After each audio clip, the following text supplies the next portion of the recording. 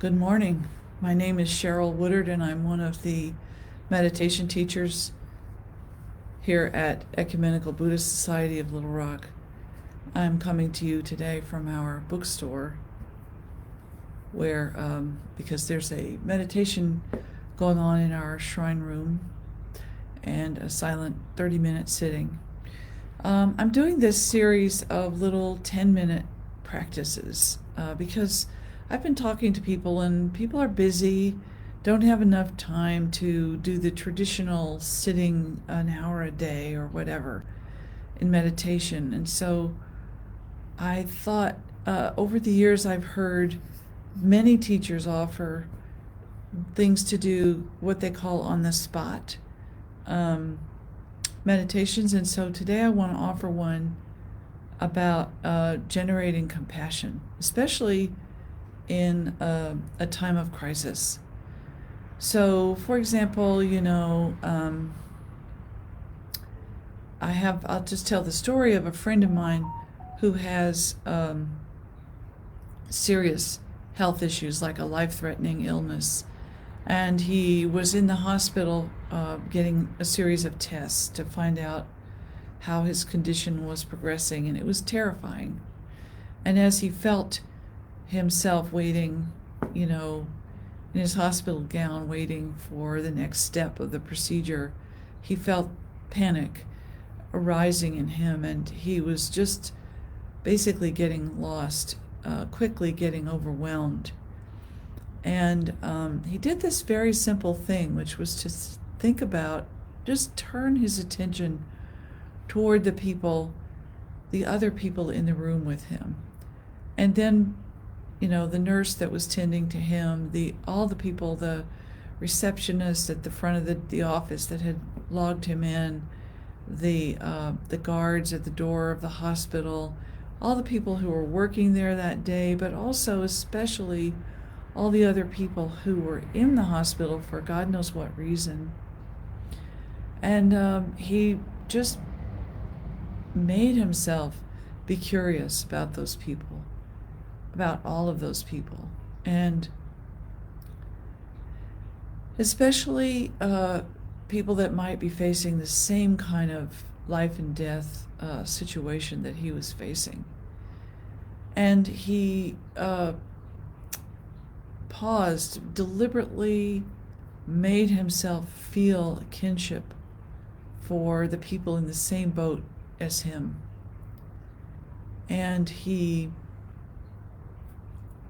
began to wish for them peace, whatever the outcome of their tests or their procedures or their health situations, that they would have peace, that they would feel okay in their hearts. And, what do you know? His own panic began to subside, and the peace began to sort of well up in him. And it was still, nothing changed about the situation, but everything changed about his feelings, his experience of the situation. And compassion is like that. It's like the Buddha said that we're born with both wisdom, the capacity for wisdom, and an unlimited capacity for compassion. And in fact, human beings are hardwired to resonate with each other. And this is not only, that it's good to care about other people, but the point I want to make to you today is that caring for other people can also bring benefits to you. It can save you. It can literally save you. When you lose your mind, you can find your way back to your sanity by connecting to other people. And especially other people that are in the same boat, facing the same circumstances.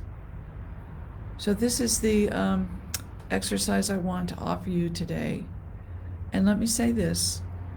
We always benefit from the other exercise that I've been teaching lately, which is settling, calm abiding, called mindfulness, called shamatha in Sanskrit, but the practice of settling your body, opening your mind with the medium of your breath, and then resting and looking. That discipline, as much as you can do it, creates a sort of a home base inside of you, a place that you can, a retreat that you can run to when you're overwhelmed, a sort of an experience, a lived experience of your own steadiness and wisdom and bravery and calm and all the things you want. You generate that by the practice of calm abiding. And I've said this before, but that practice is 3 parts. First, you settle your body. Then you notice the space around you by watching your breath come and go, paying very slight attention to the breath coming in and out of you.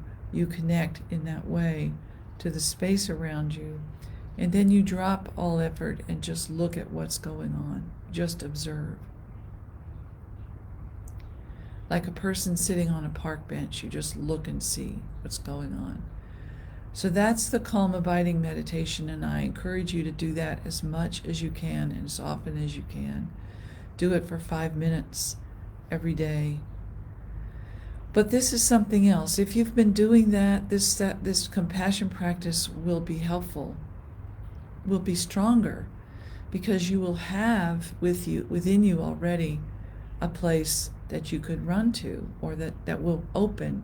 You will have the habit of opening in the way that you need to do, that way that my friend did. And my friend that I'm talking about is someone who was meditating, doing mindfulness meditation quite a lot.